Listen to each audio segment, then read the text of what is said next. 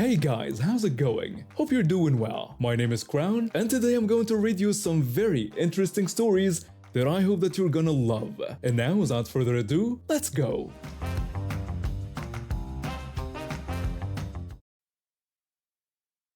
A few years ago, my partner and I had been saving up to buy our first home. We wanted a place with some land where we could raise our 4 kids and have space for my partner's metal shop. We'd been looking for months when we stumbled across this perfect property. A nice house with plenty of acreage in a quiet neighborhood. The only catch was that it was a bit out of our price range. That's when our friend, let's call her Little Red Hen, came into the picture. She'd been renting a tiny apartment next door and mentioned she'd love to have some land of her own too. We'd known her for a couple years and she seemed nice enough, so we floated the idea of going in on the property together. Little Red Hen was thrilled with the idea. We worked out a deal where my family would live in the house and she'd have use of part of the land. My partner and I would cover the mortgage and house expenses while she'd chip in for her portion of the land. It seemed like the perfect solution. For the first year or so, everything was great. We moved in, got settled, and enjoyed our new home. Little Red Hen would come over occasionally to chat or have dinner, but slowly things started to change. She began showing up uninvited more and more often. At first, it was just a couple of times a week, then almost every day, she'd walk right in without knocking, plop herself down on the couch, and act like she lived there. One day, Little Red Hen burst in excitedly announcing she had brought DVDs for a movie night. When I tried to explain we had plans for a quiet family dinner, she brushed off my concerns, insisting she was practically family and that the kids loved her visits. It was like she was trying to insert herself into every aspect of our lives. She started calling my partner her bestie and would make snide little comments to put me down. Another time, Little Red Hen commented on how exhausted I looked, implying she could juggle work and family more effortlessly. When I explained I was tired from staying up late helping the kids with a school project, she suggested that if I were more organized like her, I wouldn't be so frazzled. It was infuriating, but I tried to bite my tongue to keep the peace. My partner and I started feeling uncomfortable in our own home. We'd whispered to each other after she left, wondering how things had gotten so weird. As the months went on, Little Red Hen's behavior got more and more entitled. She'd help herself to food from our fridge without asking. She'd borrow tools from my partner's shop and return them damaged. She even started disciplining our kids like she was their parent. One day, she yelled at one of our kids for running in the house, threatening to ground them.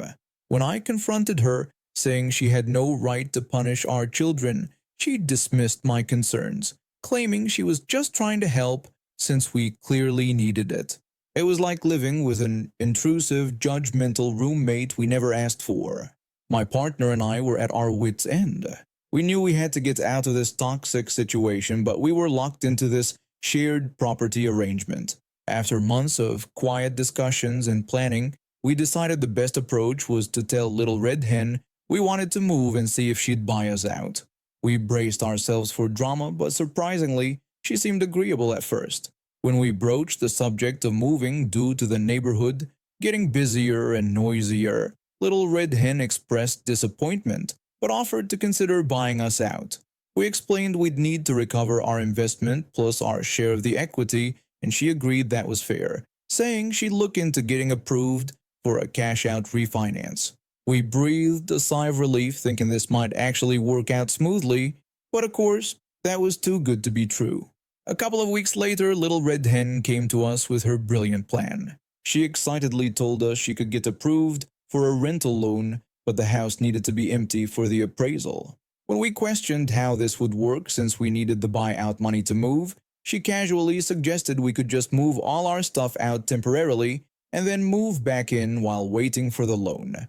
Did she seriously expect us to uproot our entire family, move all our belongings, including a full metal shop, and then camp out in an empty house waiting on her loan? The entitlement was staggering. I told her that wouldn't work for us, emphasizing we needed the funds first to be able to move at all.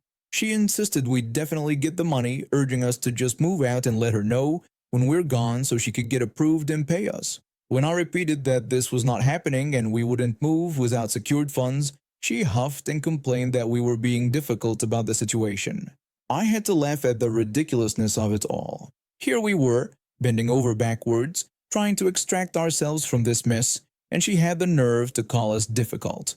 In the end, we had to get lawyers involved to force a property sale. Little Red Hen fought us every step of the way, but eventually we were able to sell and split the proceeds. We took a bit of a loss just to be done with it all, but it was worth every penny to be free of her. I looked in the rearview mirror and saw Little Red Hen stamping her foot and yelling as we pulled away. I allowed myself a small smile. Her entitlement and manipulation had cost her what could have been a wonderful, mutually beneficial arrangement. But that was her problem now, not ours. We were moving on to bigger and better things now. Let me start from the beginning. I'm a mother of 3 wonderful kids, twin 5-year-old boys and a 2-year-old girl. Life's been a real challenge since I lost my right hand in a car accident 2 years ago.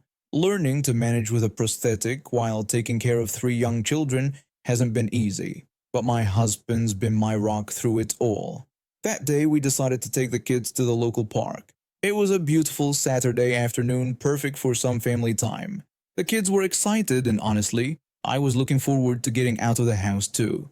We packed some snacks, grabbed the kids' favorite toys, and headed out. When we arrived, the park was bustling with families enjoying the sunshine. We found a nice spot near the playground where we could keep an eye on the kids while they played. My husband spread out our picnic blanket, and I started unpacking our things. That's when I heard a shrill voice behind me. I turned around to see a woman glaring at me, her hands on her hips. She rudely asked what I thought I was doing. Confused, I politely asked if there was a problem. The woman, who I'll call Karen, angrily told me I was in her spot. I looked around, confused, explaining that there were no assigned spots in the park and we had just arrived. Karen insisted that she always sat there and that everyone knew it was her spot. She demanded that we move right away. By this point, my husband had noticed the commotion and came over. He asked if everything was okay. Karen told him that it wasn't and that I needed to move because it was her spot. My husband tried to reason with her, explaining that there were no reserved spots in a public park and that we were just trying to enjoy a day out with our children. Karen rudely replied that she didn't care and demanded we move immediately. When I stood up to try and calm the situation, my prosthetic hand became visible. Karen's eyes widened and then her face twisted into a look of disgust. She made a cruel comment, suggesting that I thought I could take her spot because I was disabled. I felt my face flush with anger and embarrassment. My husband stepped in front of me protectively, telling Karen that she needed to leave us alone.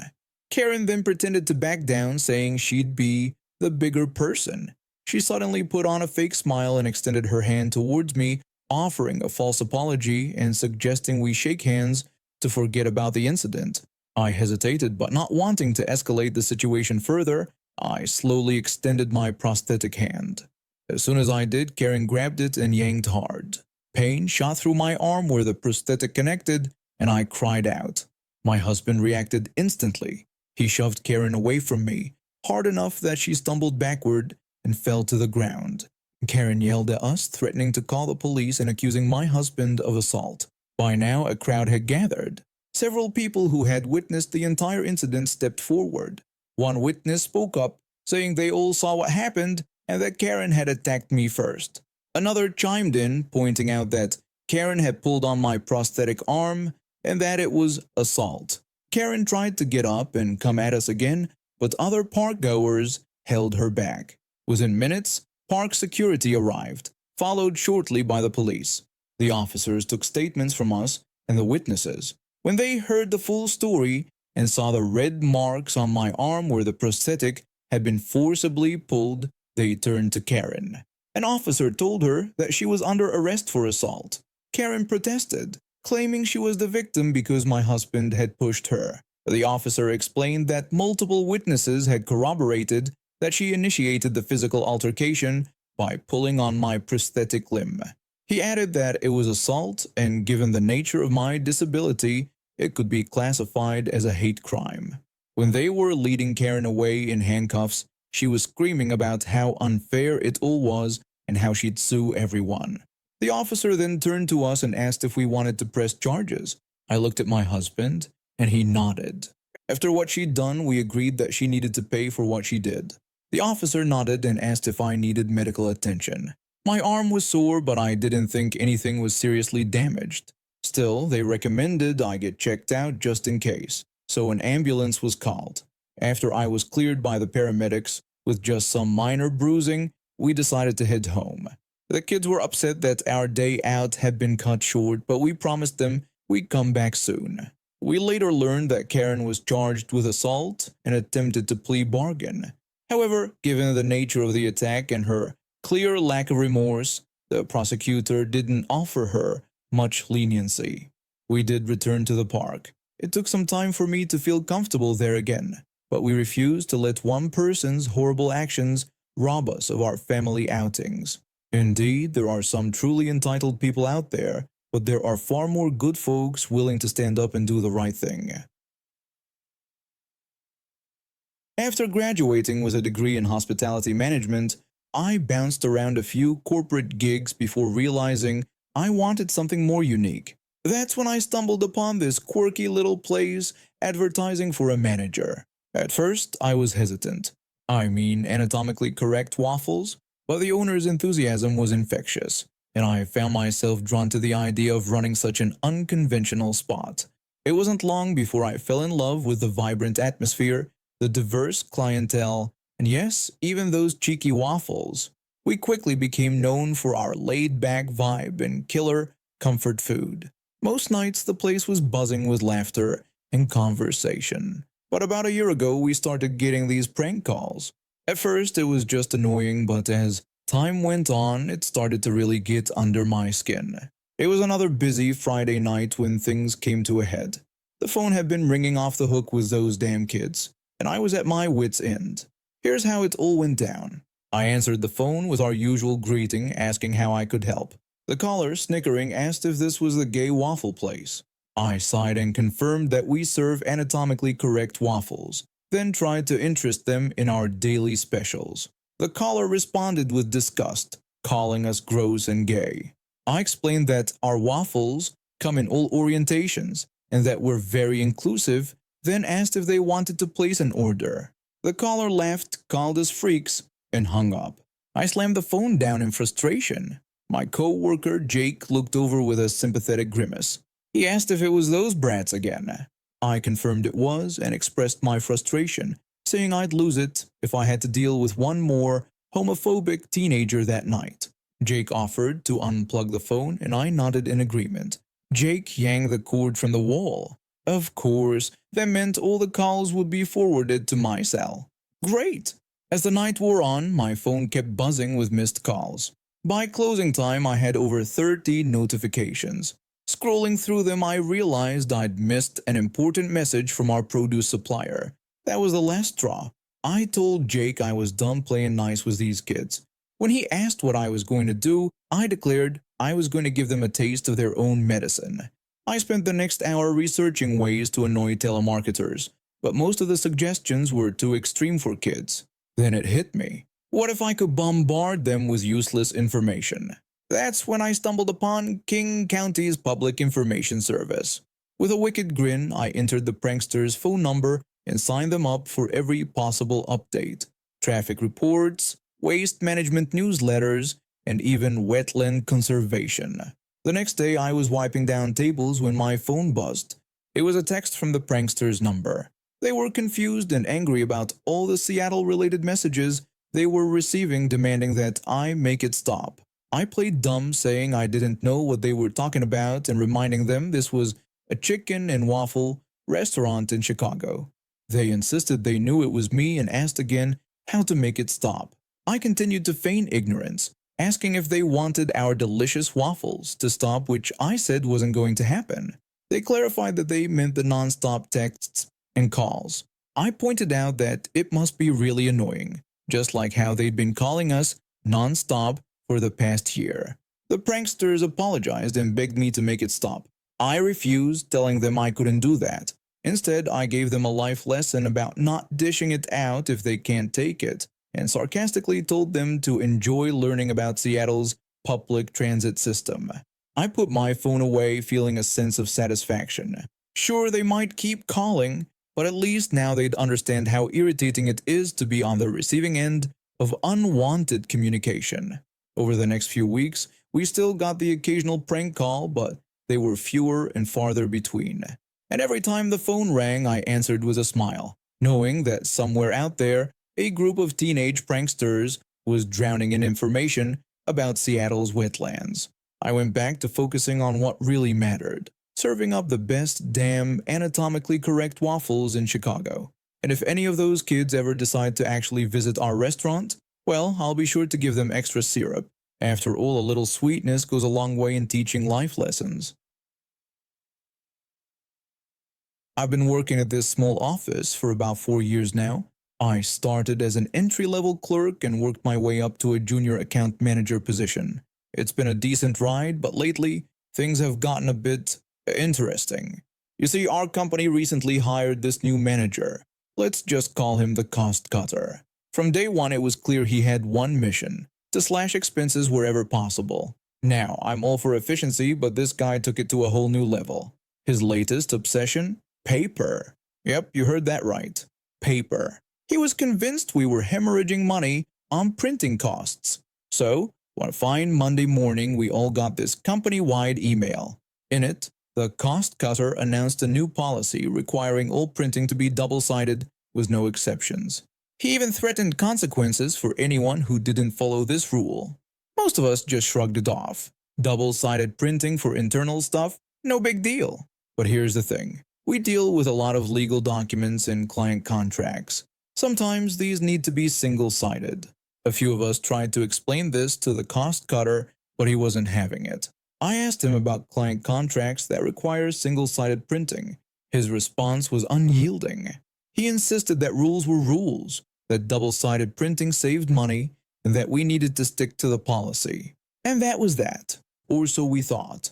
Fast forward a couple of weeks, and we land this massive contract with Green Tech. It's huge, easily our biggest deal of the year. The paperwork arrives, and wouldn't you know it, there's a clear instruction. Please print single-sided for our legal department. I figured this was one of those times when common sense would prevail. So I walked into the cost cutter's office, contract in hand. I explained the situation with the Green Tech contract and their specific request for single-sided printing. I asked if we could make an exception in this case. The cost cutter's response was predictable. He reiterated the company policy, refusing to budge on the double-sided printing rule, even for this important client. I tried to argue, but he just waved me off. Fine, I thought. You want to play it that way? Let's play. I printed out all 80 pages of that contract, double-sided just like he wanted. I even made sure to use the eco-friendly setting on the printer for good measure. Then I shipped it off to Green Tech. 2 days later, the email came. It wasn't pretty. The Green Tech representative expressed their displeasure at receiving a double-sided printout when they had specifically requested single-sided printing for legal reasons. They demanded that we reprint and resend the contract immediately, warning that they might reconsider our partnership if we didn't comply. I'll admit I took a little too much pleasure in forwarding that email to the cost cutter. When I walked into his office this time, his face was red. I told him about Green Tech's dissatisfaction with the double-sided contract and their request for us to reprint it correctly. The cost cutter stammered, trying to defend the policy. I cut him off by relaying Green Tech's threat to pull out of the deal if we didn't fix this issue. I've never seen someone backpedal so fast. Suddenly, the sacred double-sided printing rule wasn't so ironclad anymore. We had to rush to reprint the entire contract, single-sided this time, and overnight it to Green Tech. The shipping fees alone probably wiped out any savings we'd made on paper in the last month. The cherry on top? The next day we got another company-wide email. In this one, the cost cutter announced a change to the printing policy. He said the double-sided printing rule would now be applied on a case-by-case basis, and we should use our judgment for client documents. It was a small victory, but a satisfying one. Sometimes you've got to let bad policies play out to their natural conclusion before people realize how ridiculous they are. I'm still here, still printing. And if the cost cutter comes up with any more brilliant money-saving schemes, well, I'll be ready to comply, maliciously, if necessary. And now we have reached the end of today's stories. Thank you for watching, and see you next time.